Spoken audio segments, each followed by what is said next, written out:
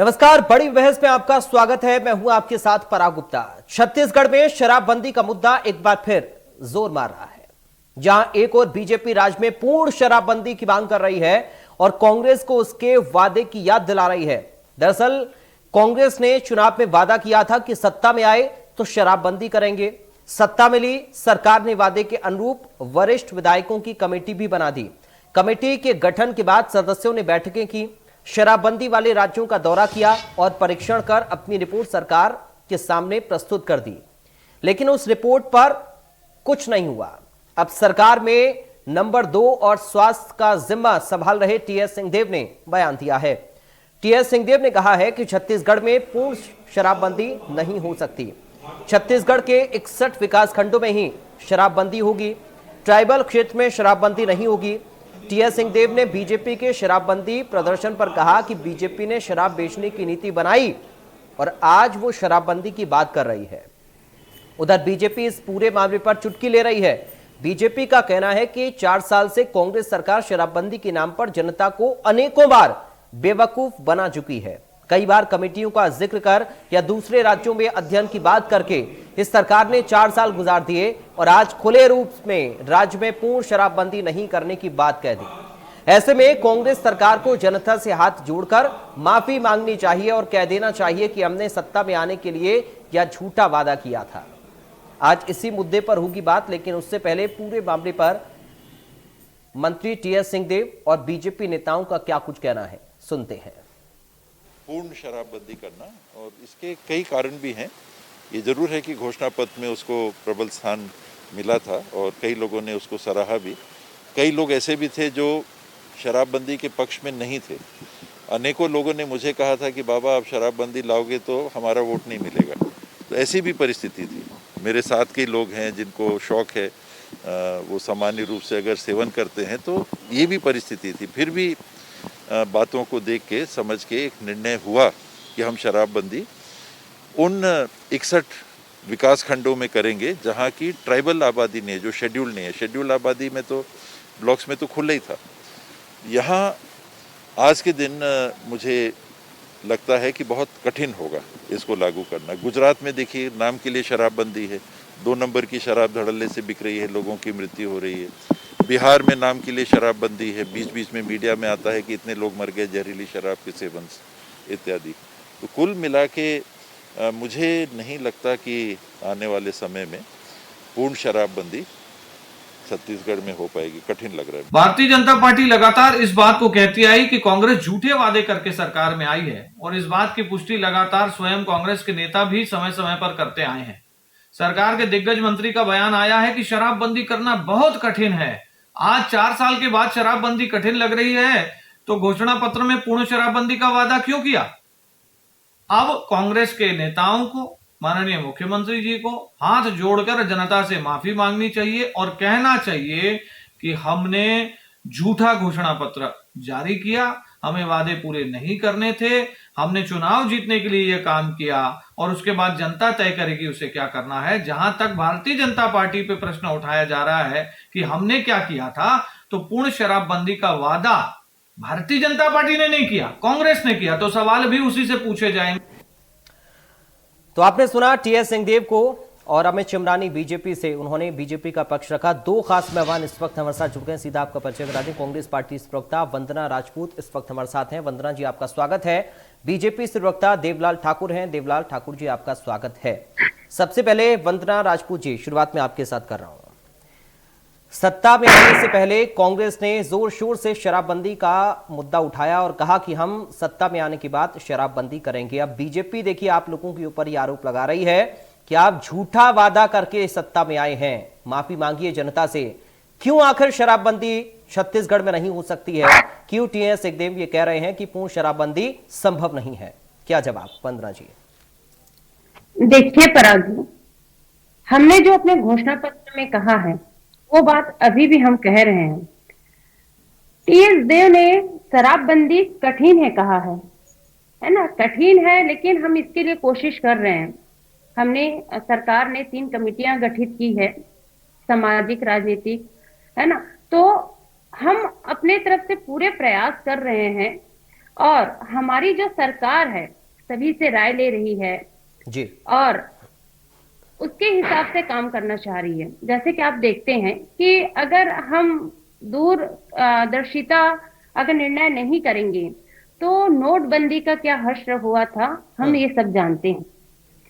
शराबबंदी की अगर बात आती है तो गुजरात को सबको याद आता है।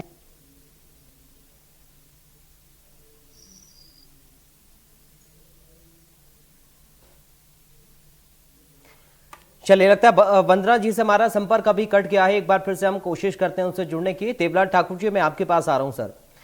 अभी कांग्रेस पार्टी ये कह रही है कि पूर्ण शराबबंदी लागू नहीं हो सकती है। टीएस सिंहदेव का बयान आपने सुना होगा, वो ये कह रहे हैं। वंदना जी हमारे साथ जुड़ गई हैं। वंदना जी, आप ही के पास मैं आ रहा हूं, आप कंटिन्यू करिए, अपनी बात को पूरा करिए, फिर मैं ठाकुर साहब आपके पास आ रहा हूं। वंदना जी आगे बढ़िए।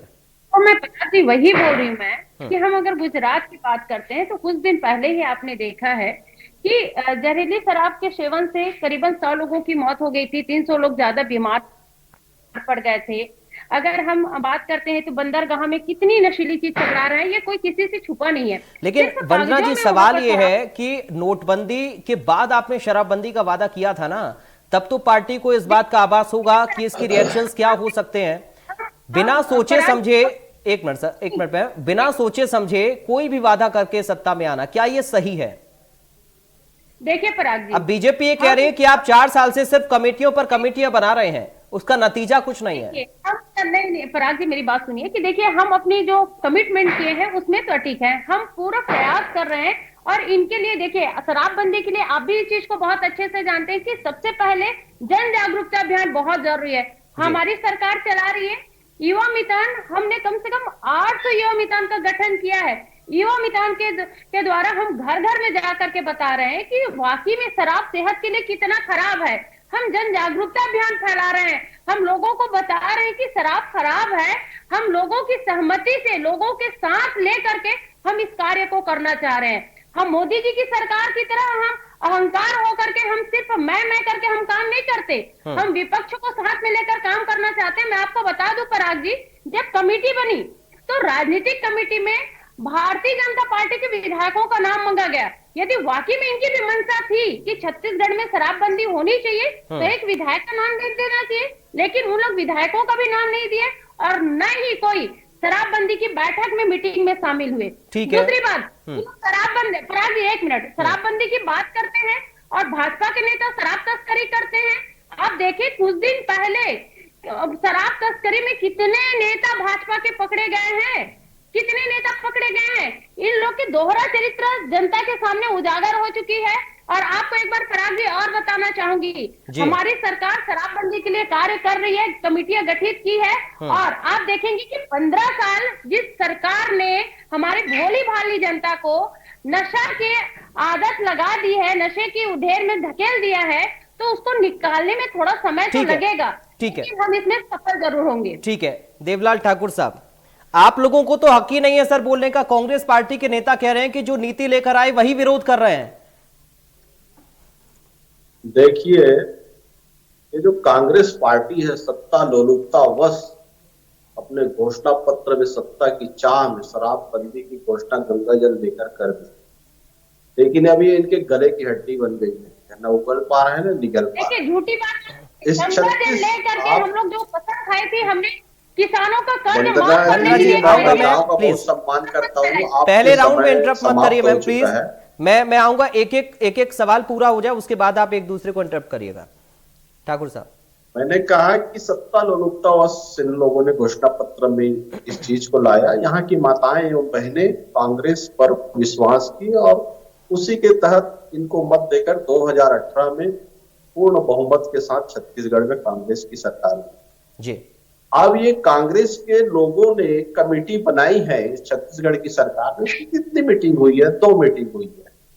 और इसके बारे में भारतीय जनता पार्टी क्या बोलेगी? इस सरकार तो नाचा और गम्मतियों की सरकार बन गई है। इनके मंत्री ही बोल रहे हैं इनके खिलाफ, मुख्यमंत्री के खिलाफ, चाहे टीएस सिंहदेव हो, चाहे गृह मंत्री जी हो जो सट्टा बंद कराने की बात करते हैं, सट्टे वालों की लिस्ट सौंपते हैं, सट्टा की वो हो रही है कहते हैं।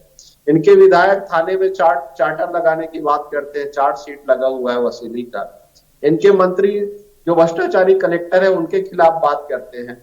और रही बात शराबबंदी की, जो हमारे अभी वंदना जी कह रही थी कि हम जागरूकता फैला रहे हैं, इनकी जागरूकता को आप इस तरीके से समझ सकते हैं कि इनकी जो महिला एवं बाल विकास समाज कल्याण जो मंत्री हैं, उनके घर में शराब भट्टी चल रही है। अब बताइए किसी जिसको जिम्मा है कि जागरूकता फैलाए, नशा मुक्त समाज की परिकल्पना करे, लोगों के घर घर जाके नशा से दूर रहने के लिए लोगों को जागरूक करे, वो लोग अगर अपने घरों से शराब को बिचवाएंगे तो फिर इस सरकार में जान सकते हो इनकी मंशा क्या है, कांग्रेसियों की मंशा क्या है, किस मंशा से शराबबंदी की ओर अग्रसर हो रहे हैं। इन सारे चीजों पर चिंतन करने की आवश्यकता है। लेकिन वंदना जी कह रहे हैं ना सर कि हम नोटबंदी की तरह इंस्टेंट कोई फैसला नहीं लेना चाहते हैं जिससे कि लोगों का जीवन अस्त व्यस्त हो जाए। देखिए, इसमें अस्त और व्यस्त होने की जरूरत ही नहीं है। ये लोग तो मस्त रहना चाहते हैं शराब बेचकर। अस्त व्यस्त वाला कोई मामला ही नहीं है। शराबी शराब पीकर मस्त है, ये पैसा कमाकर मस्त है। ये जितने शराब बेचने में इनकी रॉयल्टी आ रही है, छोड़ ही नहीं सकते।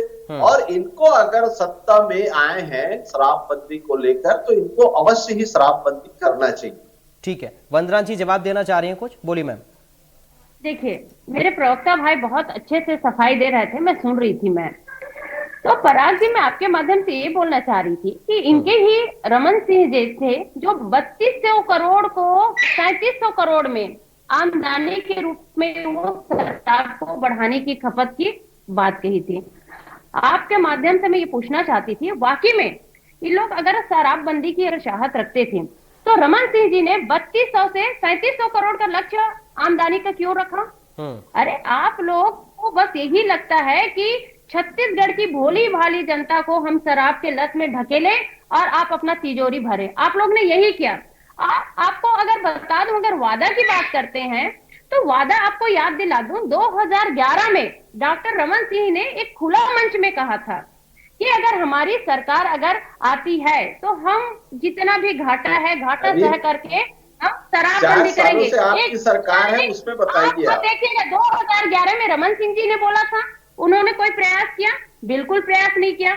हमारी सरकार ने पेशा कानून लाया है, पेशा कानून लाया है और जागरूकता अभियान लेकिन वंदना जी देखिए, आप ये कह रहे हैं कि बीजेपी की नीयत ठीक नहीं है। अब कांग्रेस पार्टी ये कह रही है, आप ये कह रहे हैं कांग्रेस पार्टी की तरफ से कि हम अभियान चला रहे हैं और लोगों को जागरूक कर रहे हैं, तो फिर बीजेपी के नेता तो ये भी कह सकते हैं ना कि आप होम डिलीवरी क्यों करवा रहे थे शराब की, अगर आपको लोगों को जागरूक करना है, लोगों की सेहत के साथ खिलवाड़ नहीं करना है। शराब बेचने की नीति तो रमन सिंह ने निकाली है। अरे तो आप होम डिलीवरी क्यों करवा रहे थे मैम?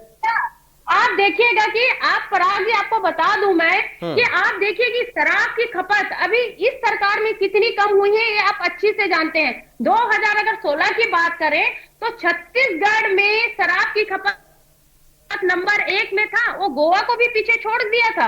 हम शराब बंदी के लिए पहल कर रहे हैं, एक एक कदम आगे बढ़ा रहे हैं, जन जागरूकता अभियान चला रहे हैं और आप देखेंगे कि इसमें हम जरूर सफल होंगे। और रही बात जैसे विपक्ष को सामने आना, टीएस सिंहदेव साहब कह रहे हैं कि संभव ही नहीं है, तो आप सफल कैसे हो जाएंगे फिर वंदना जी? नहीं, कठिन है। टीएस सिंहदेव की बात को आप झूठा साबित कर रही हैं। वो कह रहे हैं कि संभव ही नहीं है पूर्ण शराबबंदी। देखिए, पूर्ण शराबबंदी संभव है ही नहीं, क्योंकि आप जानते हो कि आदिवासी क्षेत्र हमारे छत्तीसगढ़ में 60% लोग यहाँ पर आदिवासी हैं और आदिवासी लोगों को 3 लीटर प्रति खपत के आसपास रखने के उन लोगों को संवैधानिक अधिकार है। क्योंकि आप जानते हैं कि आदिवासी देवी देवता में उनके शुरू से ये चला आ रहा है कि वो देवी देवता में पूजा पाठ का शराब का सेवन करते हैं। तो पूर्ण शराबबंदी उस क्षेत्र में तो नहीं किया जा सकता है, ये टीएस बाबा जी ने कहा है। और रही बात अगर इधर अपन शहरी एरिया की बात करें तो इधर भी हम जन जागरूकता अभियान फैला रहे हैं, लोगों से बात कर रहे हैं, कमेटी बनाई है। ठीक है, ठाकुर साहब बहुत जी, ठाकुर साहब जवाब देना चाह रहे हैं, बोलिए सर। देखिए, राजनीतिक दल को आप भी हैं सर, सत्ता में आप भी रहे हैं लंबे समय तक, आप लोगों ने भी कुछ रणनीति बनाई होगी इसको लेकर। क्या संभव नहीं है छत्तीसगढ़ में ऐसा हो सकता है कि हम शराबबंदी नहीं कर सकते हैं, या फिर शराबबंदी के नाम पर सिर्फ पॉलिटिक्स हो रही है, सिर्फ जनता से वोट लेना है, उसके बाद सत्ता में आकर भूल जाना है? चलिए, लगता है अभी देवलाल ठाकुर साहब हमारे साथ नहीं है, कनेक्शन उनसे टूट गया। एक बार फिर से हम जुड़ने की कोशिश कर रहे हैं। लेकिन वंदना जी, एक बार फिर से मैं आपके पास आते हुए, जो कमेटियां बनाई गई हैं उनकी रिपोर्ट तो सरकार के पास है, उन रिपोर्ट्स में आखिर है क्या? कम से कम उनको आप लोग सार्वजनिक कर सकते हैं। चलिए, देवलाल ठाकुर साहब आ गए हमारे साथ। मैं लौट रहा हूं आपके पास वंदना जी। ठाकुर साहब आ गए। ठाकुर साहब, अगर आपने मेरा सवाल सुना हो तो सर जवाब चाहूंगा।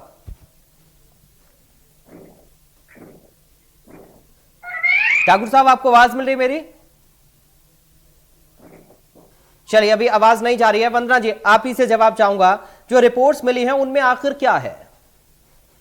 देखिए पराग जी, रिपोर्ट्स में साफ जैसे देख रहे हैं कि बिहार की बात करें, गुजरात की बात करें, मणिपुर की बात करें, तमाम ऐसे राज्य की बात करें जहां पर शराबबंदी हुआ है, वहां पर जाकर के हमारे जो अध्यक्ष हैं, उनके जो सदस्य बनाए गए हैं, वहां पर लगातार जाकर के सर्च कर रहे हैं कि ये शराबबंदी हुआ है उसमें कितना सक्सेस है। तो आप देखेंगे कि वहां पर शराबबंदी सिर्फ कागजों में है और हकीकत कुछ और है। हम अगर गुजरात की बात करते हैं, बिहार की बात करते हैं, उनकी क्या दशा है वो किसी से छिपी नहीं हुई है। कि आप देख रहे हैं कि अगर शराब नहीं मिल रहा है तो किस तरह से उनका कोई अल्कोहल पी रहा है तो कोई किसी के सेवन करके लगातार वहां पे मारे जा रहे हैं। अगर हम दूसरी बात करते हैं कि आपको मैं एक बात और बता दूं पराग जी, कि जैसे कि मेरे प्रवक्ता भाई बोल रहे थे शराबबंदी के बारे में बहुत बड़ी बड़ी बात कर रहे थे, तो आप देखेंगे कि 2014 की बात कर रही हूँ मैं, बिलासपुर में शराब के सेवन से 14 लोगों की मृत्यु हुई थी। उस समय रमन सिंह ने क्या किया, और उस समय आप देखेंगे कि जब सर्वे हुआ तो पाया गया कि छत्तीसगढ़ में 100 में से 32 लोग शराब का सेवन कर रहे थे। सबसे अधिक ये शराब का सेवन था। उस समय रमन सिंह ने क्या किया? ठीक है, कि शराबबंदी किया जा सके, लेकिन हमारी सरकार यही रही है और हमारी सरकार लगातार कार्य कर रही है। हम एक कमेटी बना करके काम कर रहे हैं और हम चाह रहे हैं कि सभी का साथ हो, क्योंकि ये हम सब जानते हैं कि जन जागरूकता। ठीक है, देवलाल ठाकुर साहब, आपको आवाज मिल रही है सर? जी जी सर, जी। रणनीति तो आप कुछ प्लानिंग तो आप लोगों ने भी की होगी ना, सत्ता में तो आप भी रहे हैं सर। क्या ये मुमकिन नहीं है, ये मुमकिन नहीं है सर छत्तीसगढ़ में शराबबंदी?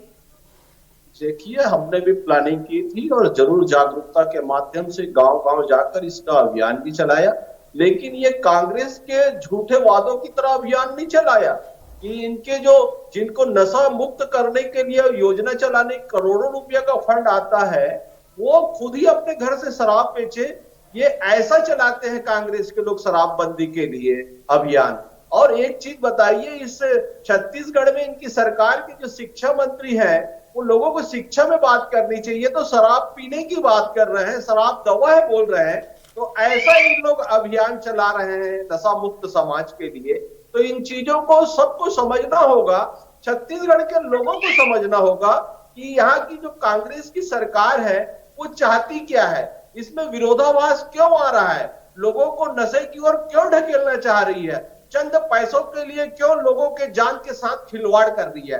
रही बात आदिवासियों की, इस चीज को मैं सर्वत्र कहता हूं और आपके चैनल के माध्यम से छत्तीसगढ़ की जनता देख भी रही होगी, क्या जब सामान्य क्षेत्रों में लोगों के लिए जहर है, लोगों के लिए आर्थिक नुकसान है, तो आदिवासियों के लिए नहीं है?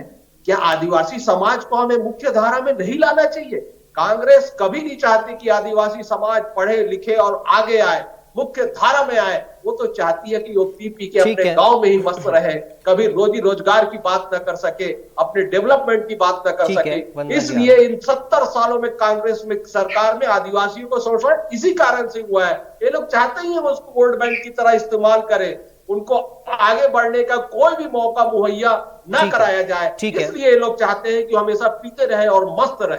ठीक है वंदना जी, अब आप मुझे बताइए, मैं बहुत संक्षिप्त में चाहूंगा आप दोनों से उत्तर फाइनल में, चूंकि अब समय कम है। क्या टीएस सिंहदेव साहब का ये बयान, ये एक लाइन कि छत्तीसगढ़ में पूर्ण शराबबंदी संभव नहीं है, जनता को बताने के लिए आपके लिए काफी है? देखिए पराग जी, मैं पहले भी इस चीज को बोली हूँ कि शराबबंदी के लिए हम लगातार कार्य कर रहे हैं, चाहे हम कमेटी के माध्यम से हो, चाहे जन जागरूकता के अभियान से। हम इस कोशिश कर रहे हैं और बोलते हैं कि कोशिश करने वालों की कभी हार नहीं होती, तो हम कोशिश कर रहे हैं, प्रयास कर रहे हैं और सभी लोगों को इसमें साथ। 4 साल में कोशिश कहां तक पहुंच पाई है? देखिए पराग जी, 4 साल में आप देख रहे हैं कि 2 साल कोरोना काल में चला गया, और 2 साल में आप देखेंगे कि कम से कम 100 से 150 शराब की कोरोना दुकानें काल में तो बंद हुई। छूट थी ना शराब बेचने की, चाय तो की ये दुकान छूट बंद है। थी, शराब के ठेके खुले थे। सरकार ने गुटखा, तंबाकू ये सारा चीज बेचने के लिए छूट दी थी। उस समय केंद्र सरकार के ऊपर देखिए कि कितनी बड़ी लापरवाही की गई थी। केंद्र सरकार अगर बोलो तो देश में सबसे फैलवार सरकार साबित हुई है। और दूसरी बात बता दूं पराग जी, यहाँ पर रमन सिंह बोले शराबबंदी की बात में, तो वो 15 साल में जिस हिसाब से छत्तीसगढ़ को गर्त में धकेला है, उनको बोलने का कोई नैतिक अधिकार नहीं है। और हमारी सरकार लगातार कार्य कर रही है और करती रहेगी। और ये कोशिश चलिए, विरेम चला गया। ठाकुर साहब, आपका कमेंट चाहूंगा सर मैं। नैतिक अधिकार आप लोगों को नहीं है क्योंकि आप लोग खुद गुनहगार हैं, ये तो वंदना जी ने ठहरा दिया अभी आपको। देखिए, नैतिक अधिकार तो जिनकी सरकार है उन्हीं को रहती है। अभी आपकी सरकार है, आपको जवाब देना चाहिए इन 4 सालों में क्या किया। अब वो कोरोना काल को गिना रही है। कोरोना काल में लोग दवाई लेने के लिए मेडिकल जाते थे, लाठियां पड़ती थी, लेकिन लोगों के घर तक इस छत्तीसगढ़ की कांग्रेस सरकार ने शराब को पहुंचाई।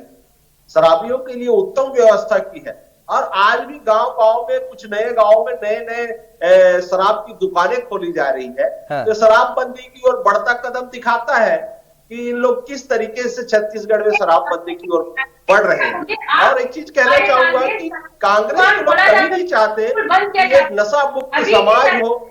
ठाकुर साहब, इस बार आज- बीजेपी वादा करके आएगी क्या? बीजेपी वादा करने के लिए उतरेगी सड़क पर, जो आप उतरे हुए हैं शराबबंदी के लिए? इस बार आपके मैनिफेस्टो में वादा शामिल होगा क्या? भारतीय जनता पार्टी तो लड़ी रही है कि हमारे जो छत्तीसगढ़ में है, इससे लोगों को आर्थिक नुकसान, शारीरिक नुकसान, मानसिक नुकसान, सभी ये इस बार तरीके का बीजेपी का नुकसान वादा हो होगा रहा क्या है। ठाकुर साहब? तो जी, इसलिए इन परिवारों को इनसे मुक्ति चाहिए, इसी के लिए अभियान चला हुआ है। चलिए वंदना और जी, इनको तो- वंदना जी, ठाकुर साहब तो कह रहे हैं कि देखिए आप तो मुकर गए, आप मुकर गए, हम काम करेंगे अब शराबबंदी पर। वो तो 2017 में भी इन्होंने बोला था, 2017 में भी बोला था, 2011 में भी खुली मंच में रमन सिंह ने बोला था। इन लोगों से ये लोग वादा करते तो इसका वादा मतलब करते ये जनता समझे, वंदना जी और ठाकुर साहब, देखिए मैं दोनों से स्पष्ट पूछ रहा हूं, इसका मतलब जनता ये समझे कि शराबबंदी छत्तीसगढ़ में हो नहीं सकती है और सिर्फ शराबबंदी का वादा करके दोनों पार्टी सत्ता में आना चाहती हैं। वंदना जी संक्षेप में बहुत, उसके बाद ठाकुर साहब आपके पास आ रहा हूं। शराबबंदी के लिए काम कर रहे हैं और प्रयास लगातार करते रहेंगे और ये सभी का सहयोग से ही संभव है। ठाकुर साहब बहुत संक्षेप में सर, बहुत संक्षेप में उत्तर। ये सभी के सहयोग में क्या आपने वोट ले लिया और वोट देने वाला धोखा खा गया। माताएं एवं बहनें आपको वोट इसलिए दी थी कि आपने गंगा जल लेकर हाथ में कसम खाया था कि छत्तीसगढ़ में शराब बंद कर देंगे। ठीक है, और उसका खामियाजा क्या भुगता जी। कि शराब की गंगा बहा दिए, यहाँ पे तो गंगा जल का अपमान ठीक कर है, दिया आप तो। चलिए सर, देखेंगे आगे शराबबंदी को लेकर, चूंकि आप लोग सड़कों पर हैं और टी.एस. सिंहदेव साहब ये कह चुके हैं कि पूर्ण शराबबंदी संभव नहीं है। क्या कदम आगे सरकार का होगा, क्योंकि अभी चुनाव के लिए दोनों पार्टी उतर रही हैं। बहुत शुक्रिया आज आप दोनों का। वंदना राजपूत जी आपका शुक्रिया, देवलत ठाकुर साहब आपका शुक्रिया चर्चा का हिस्सा बनने के लिए। तो बीजेपी सड़कों पर शराबबंदी को लेकर है, लेकिन अब कांग्रेस ये कह रही है कि पूर्ण शराबबंदी संभव नहीं लग रही है। आगे आने वाले वक्त में शराबबंदी पर कैसे रिएक्शन, क्या सियासत होगी, ये देखना बेहद दिलचस्प और अहम होगा। नमस्कार।